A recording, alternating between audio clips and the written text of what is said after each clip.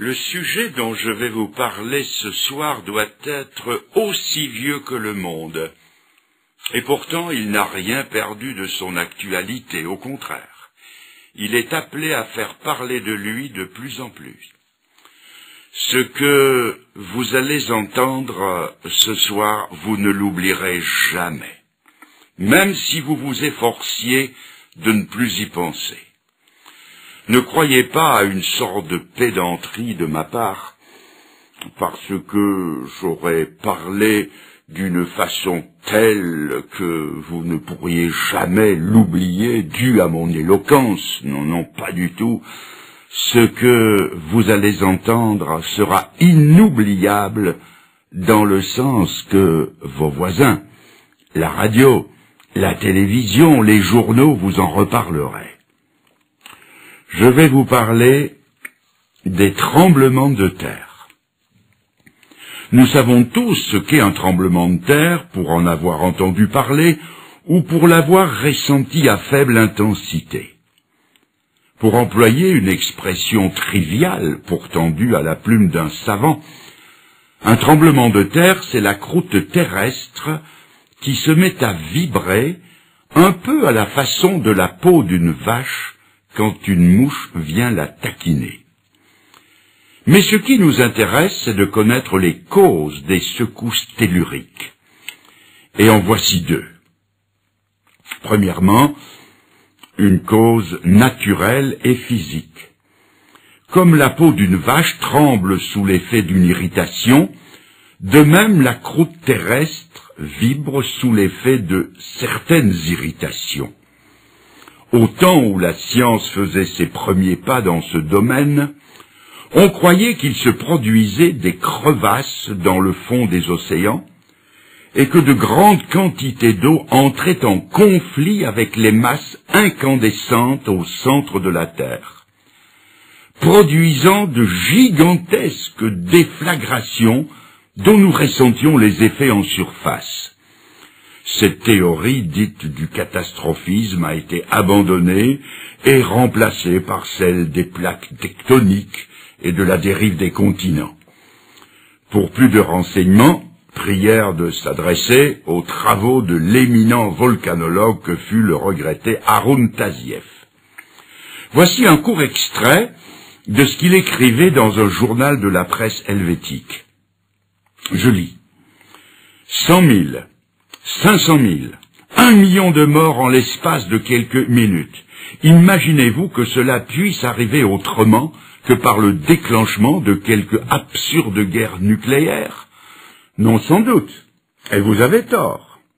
Vous avez tort car l'évidence géologique a fini par me convaincre que jusqu'ici l'humanité a eu une chance prodigieuse et que les catastrophes de Pompéi et de Saint-Pierre de la Martinique ne sont rien à côté de ce qui l'attend. Il y a aussi une deuxième cause, d'ordre spirituel, et c'est celle qui va nous occuper à présent. Les tremblements de terre sont des phénomènes naturels, par lesquels notre attention devrait être attirée sur des faits d'une valeur spirituelle très importante. La Bible nous en parle à plusieurs reprises. Je vous lis ces paroles que je trouve dans l'évangile de Matthieu au chapitre 27 et à partir du verset 50. Nous sommes dans la finale de la passion du Seigneur. Et je lis que Jésus, en croix donc, poussa un grand cri et rendit l'esprit. Et voici, la terre trembla. Les rochers se fendirent. Le voile du temple se déchira en deux depuis le haut jusqu'en bas. Le centenier et ceux qui étaient avec lui pour garder Jésus, ayant vu le tremblement de terre et ceux qui venaient d'arriver, furent saisis d'une grande frayeur et ils dirent « Assurément, cet homme était le Fils de Dieu. » L'événement que je viens de lire est le centre de l'éternité et d'une portée universelle au sens le plus large du terme. De quoi s'agit-il? De la mise à mort de 3 condamnés. Et le fait eût été sans importance, et ne serait jamais parvenu jusqu'à nous si l'un des trois n'avait été le Fils de Dieu. Toutes les puissances du ciel et de l'enfer étaient dépêchées en observation autour de la croix.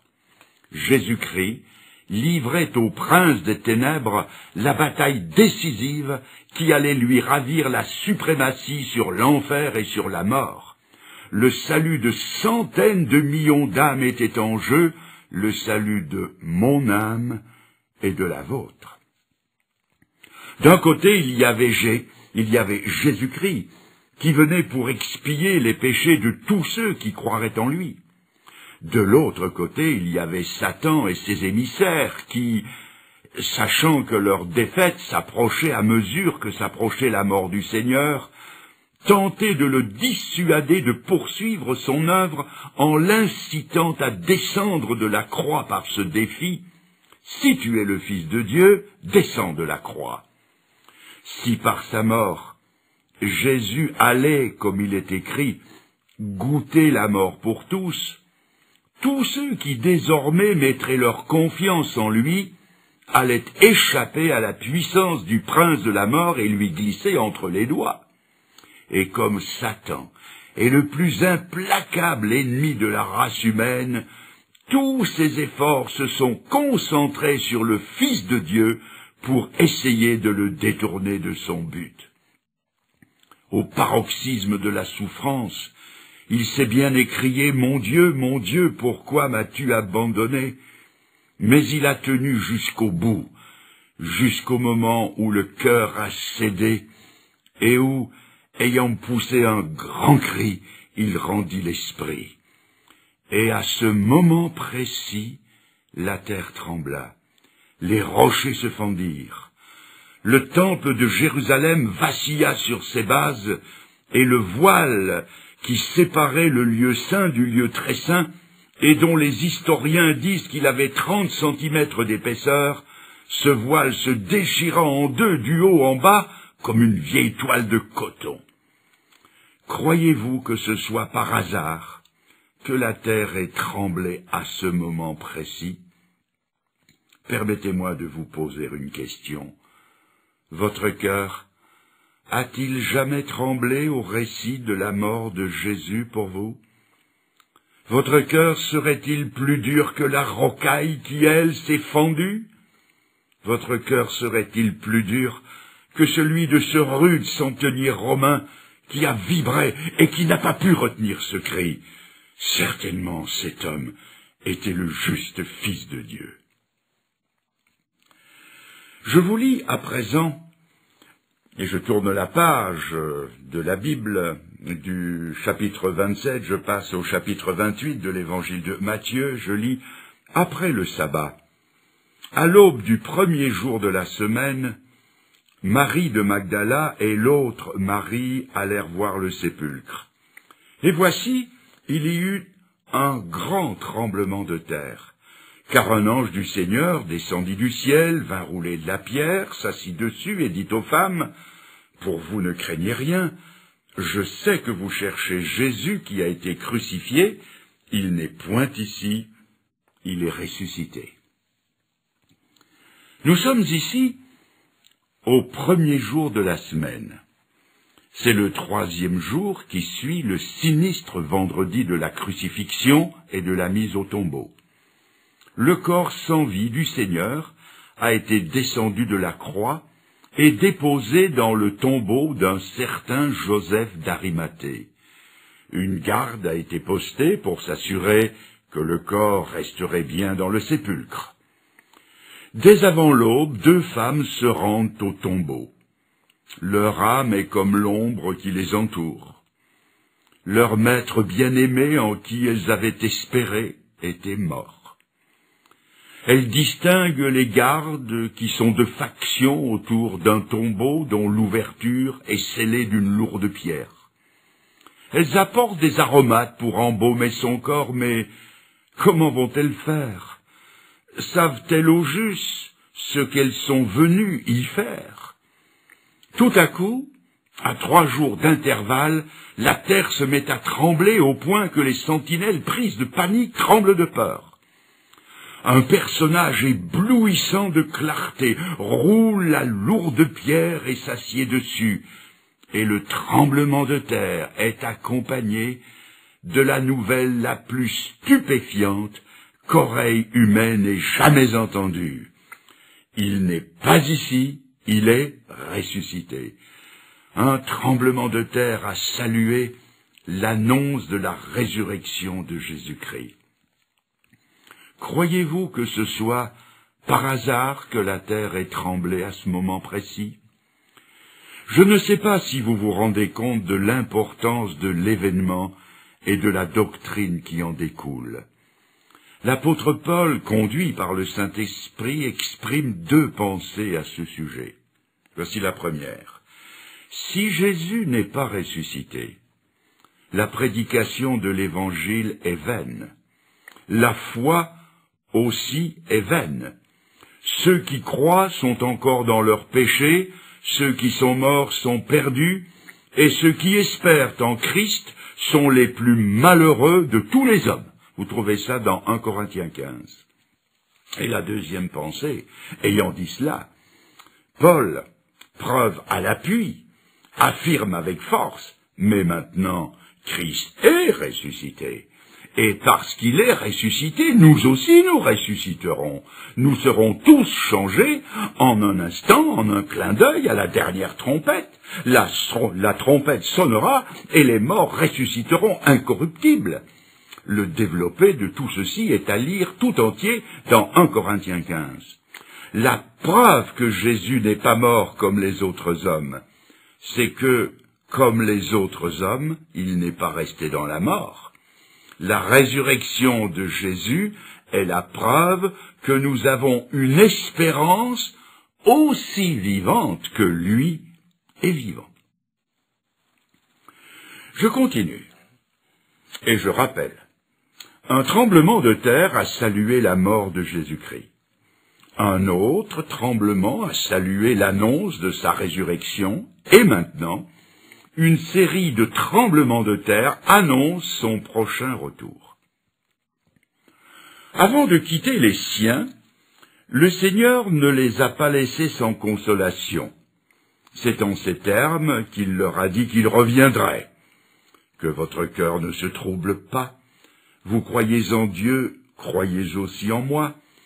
Il y a plusieurs demeures dans la maison de mon Père. Je vais vous y préparer une place. Et quand je vous aurai préparé une place, je reviendrai, et je vous prendrai avec moi, afin que là où je suis, vous y soyez aussi. On trouve ça dans Jean 14. Il ne leur a pas révélé la date de son retour, et il leur a même interdit de chercher à le savoir, mais il leur a donné des signes avant-coureurs de son retour. Parmi ces signes, nous relèverons, sans nous y arrêter, la rentrée du peuple juif dans son pays d'origine, la Palestine, sujet que j'ai traité en détail dans une autre occasion. Il y aura aussi l'apparition de phénomènes inexplicables comme des signes dans le ciel, dirons-nous des ovnis, objets volants non identifiés. Il y aura une déferlante de gourous, de violence, de corruption, de belligérance à l'échelle mondiale, et une multiplication des tremblements de terre prophétisés par le Seigneur lui-même en ces termes. Jésus se mit à leur dire, « Prenez garde que personne ne vous séduise, car plusieurs viendront sous mon nom en disant « c'est moi », c'est-à-dire les gourous, et ils séduiront beaucoup de gens. Vous entendrez parler de guerre et de bruit de guerre. Une nation s'élèvera contre une nation, un royaume contre un royaume. Il y aura des famines, il y aura, et je souligne, il y aura des tremblements de terre en divers lieux. Ce ne sera que le commencement des douleurs. Je viens de lire cela dans l'évangile de Marc au chapitre 13. Quelqu'un me dira peut-être que des tremblements de terre, il y en a toujours eu, et que par conséquent, ils ne peuvent pas être un des signes du retour de Jésus-Christ. Il est vrai que pour les Japonais, chez qui la terre tremblote si souvent que l'idée que ce soit un signe ne les impressionnera pas. Mais il y a une précision donnée par le Seigneur qui force notre attention. Il a parlé de secousses telluriques, non seulement sur une ligne de faille où l'écorce terrestre présente des faiblesses, mais il a précisé que cela se produirait en divers lieux. Et nos savants reconnaissent d'ailleurs que ces phénomènes se généralisent un peu partout sur la surface de notre globe. Suite à une secousse sismique importante au Maroc, j'ai relevé ce commentaire d'un spécialiste: le Maroc n'est pas un pays où la terre est fréquemment secouée. En me fiant aux déclarations de la Bible, que je tiens pour inspirées de Dieu, j'ai entrepris une collection d'un genre nouveau.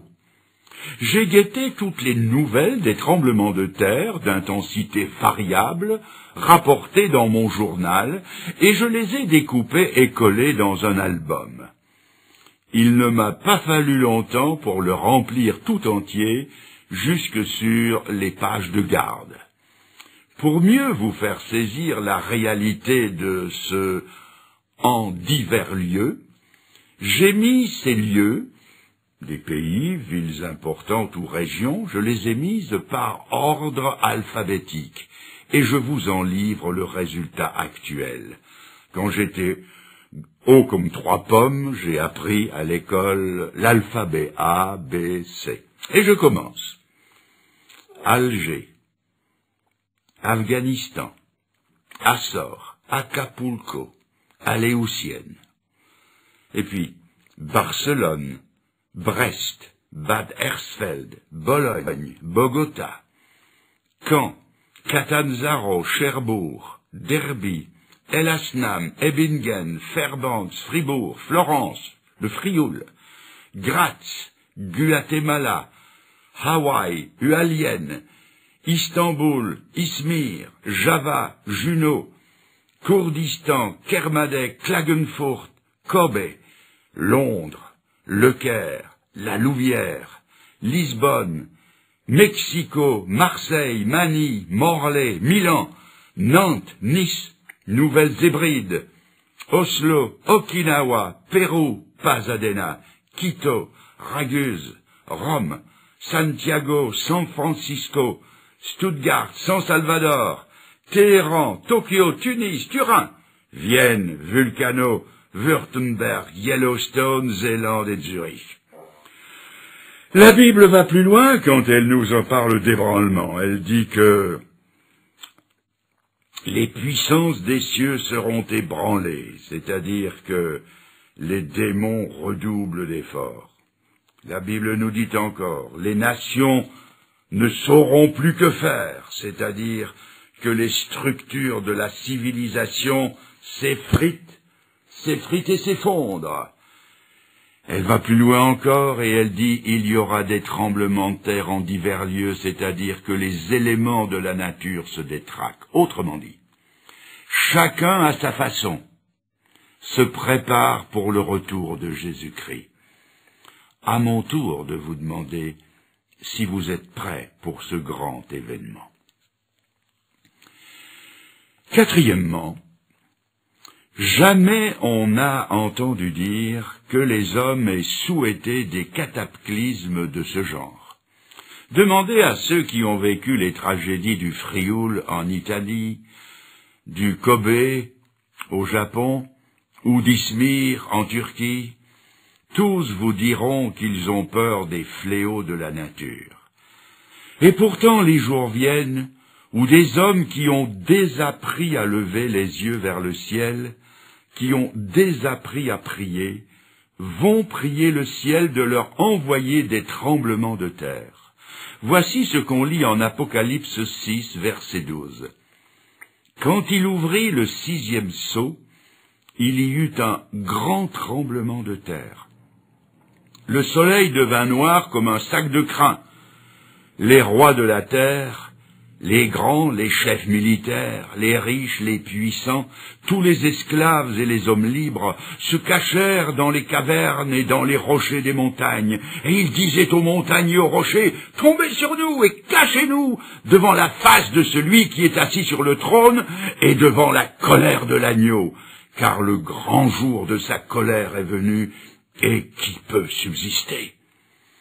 Du haut en bas de l'échelle sociale, les hommes tremblent et désirent un cataclysme qui leur offrira un refuge devant celui qui vient.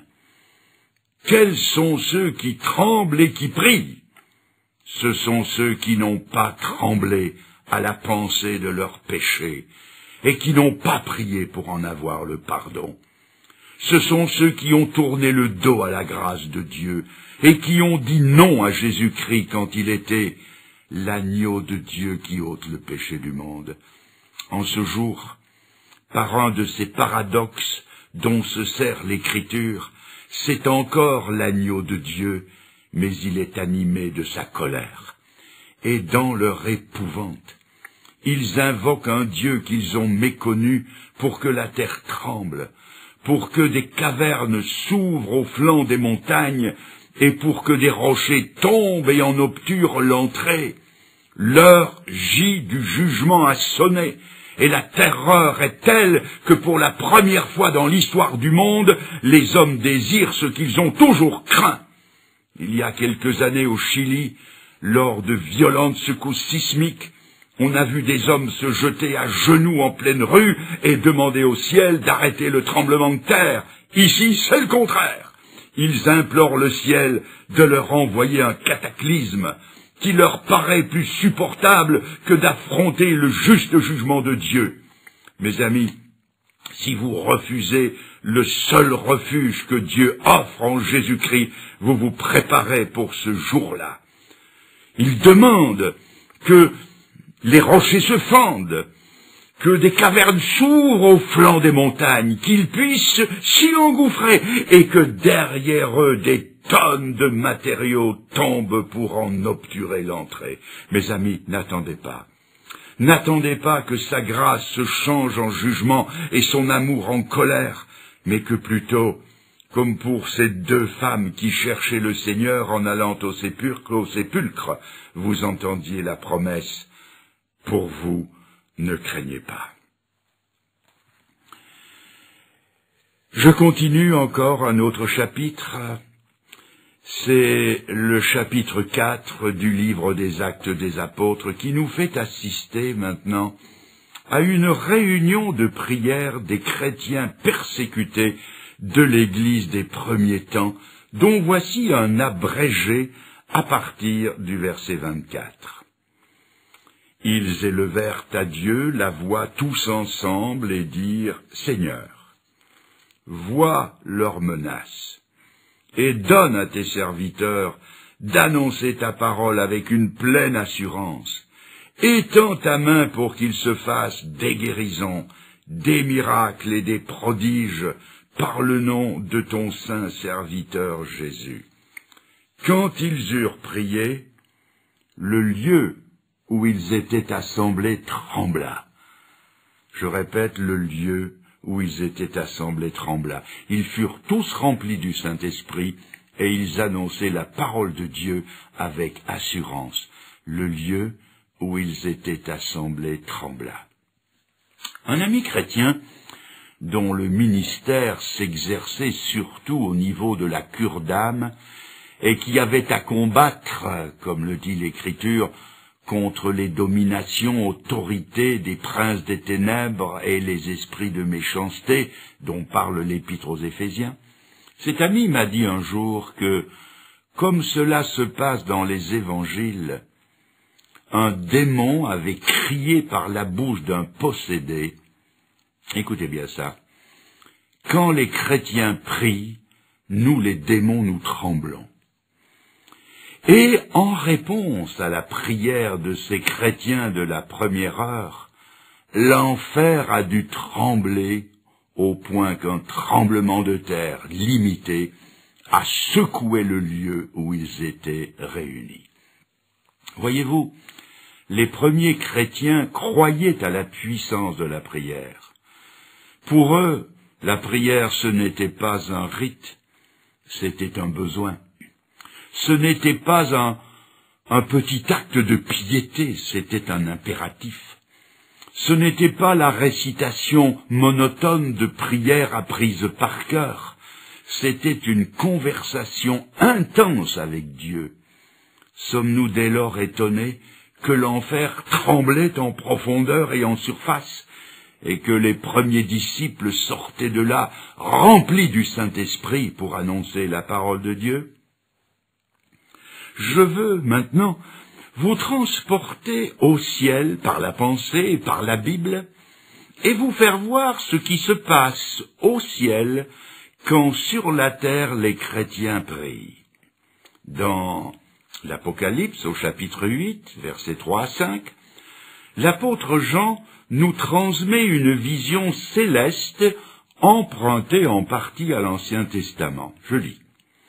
Je vis les 7 anges qui se tiennent devant Dieu, et un autre ange vint, et il se tint sur l'autel, ayant un encensoir d'or. On lui donna beaucoup de parfums, afin qu'il les offrît avec les prières de tous les saints sur l'autel d'or qui est devant le trône. La fumée des parfums monta, avec la prière des saints, de la main de l'ange devant Dieu. L'ange prit l'encensoir, le remplit du feu de l'autel et le jeta sur la terre. Et il y eut des voix, des coups de tonnerre, des éclairs et un tremblement de terre. Dans cette vision, on voit un ange qui représente le seul médiateur entre Dieu et les hommes, qui est Jésus-Christ, selon ce qu'en dit Timothée, chapitre 2, verset 5.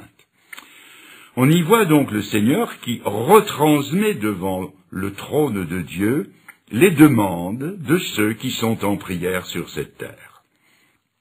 Avant d'aller plus loin, permettez-moi une courte digression sous forme de question. Quand quelqu'un prie, jusqu'où monte sa prière? Qu'en pensez-vous? Ma réponse va vous étonner et peut-être même vous scandaliser en un premier temps. Les prières les plus ferventes ne montent pas plus haut que le plafond, ou jusqu'au premier étage, avec le risque d'importuner les voisins si vous priez fenêtres ouvertes et à tue-tête. Maintenant, ne me prenez pas pour un mécréant avant de m'avoir écouté jusqu'au bout. Si vous regardez bien le texte que je viens de lire, vous verrez que ces prières sont, et je souligne, sont alliées au parfum de l'ange devant Dieu. C'est-à-dire que nos prières ne parviennent jusqu'au ciel que si elles sont alliées au parfum des perfections de Jésus-Christ, qui est notre seul représentant devant Dieu. C'est pourquoi, dans le Nouveau Testament, comme aussi dans toutes les églises évangéliques du monde, chaque prière est ponctuée du « au nom de Jésus-Christ ». Ce n'est pas là une formule magique, c'est la foi en la valeur de l'unique médiation de Jésus-Christ. Et ainsi fait en son nom, les prières les plus secrètes, traversant les espaces intersidéraux, sont, en temps réel, comme on dit aujourd'hui, entendues devant le trône de Dieu, parce qu'elles sont faites au nom de Jésus-Christ, notre seul représentant devant Dieu. C'est ce qui s'est passé en Apocalypse 8. Et la réponse est venue sous forme de voix, de coups de tonnerre, d'éclairs et d'un tremblement de terre. C'est ce qui s'est passé en Acte 4, évoqué plus haut, où le lieu où ils étaient assemblés trembla, où ils furent remplis du Saint-Esprit. C'est ce qui s'est passé en Acte 16, où, dans la sombre prison de la ville de Philippe en Grèce, Paul et Silas, battus jusqu'au sang et enchaînés, priaient et chantaient les louanges de Dieu. Et en réponse à ces prières, non seulement l'enfer a tremblé, mais un tremblement de terre a secoué la ville, au point que les chaînes des prisonniers se sont descellées, et que les portes de la prison sont sorties de leurs gonds, et qu'en finale le geôlier, toute sa famille, et tous ceux qui étaient avec lui dans sa maison se sont convertis au Seigneur. Quelqu'un me reprochera peut-être d'évoquer des faits réels, peut-être, mais dépassés, et n'ayant aucun équivalent dans notre monde d'aujourd'hui.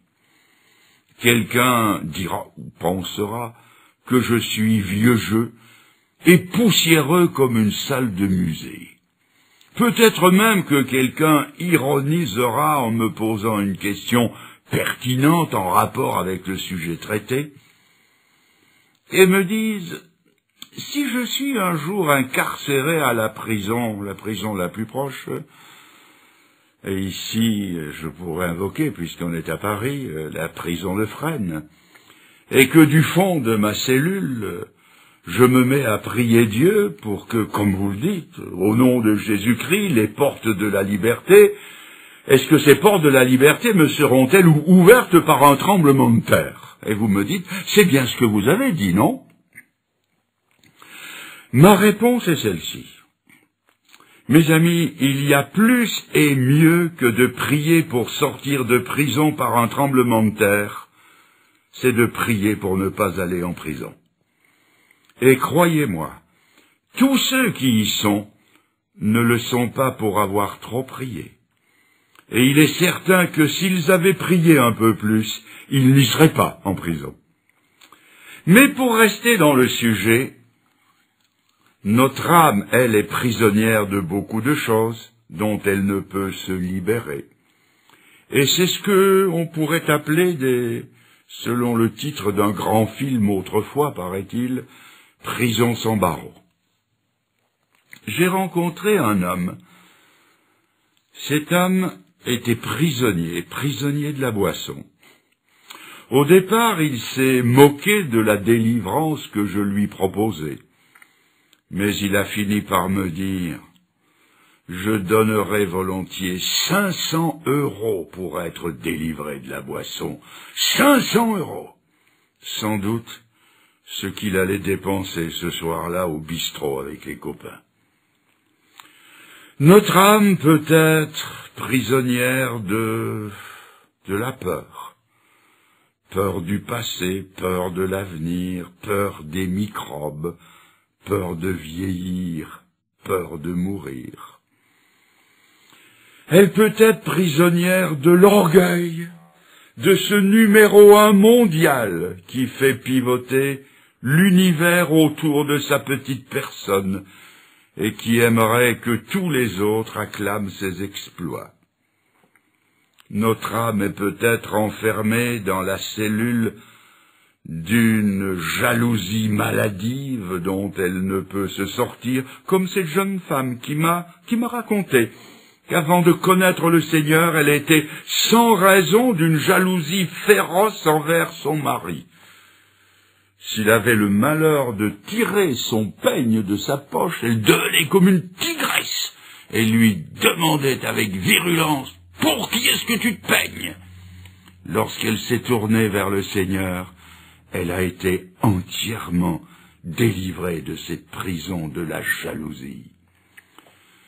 Notre âme est peut-être prisonnière d'un fichu caractère à répétition qui fait souffrir son entourage, prisonnière d'un tempérament emporté, colérique, incapable de se contrôler, prisonnière de l'impureté, prisonnière de la pornographie, prisonnière des frivolités mondaines, prisonnière de sa langue et incapable de la maîtriser, prisonnière de l'opinion des autres, du qu'en dira-t-on, prisonnière de l'amour de l'argent, prisonnière de l'avarice, prisonnière de prisonnières. Ah, il y en a des prisons sans barreaux. Y a-t-il un moyen d'en sortir? Voici ce que dit Dieu au travers de son prophète Ésaïe. Et je vous lis le texte dans Ésaïe 66, verset 2, version Darby. « Voici, dit l'Éternel, sur qui je porterai mes regards, sur l'affligé, sur celui qui a l'esprit contrit et qui tremble à ma parole. » L'intervention de Dieu est promise à celui qui regrette ses fautes au point d'en être affligé et qui tremble à la parole de Dieu, dans ce sens qu'il ne la prend pas à la légère, mais avec un tremblement de l'âme qui fait sortir de leur gonds les portes de nos prisons intérieures, qui brise les portes des reins et rompt les verrous de fer, comme le dit le psaume 107 au verset 16.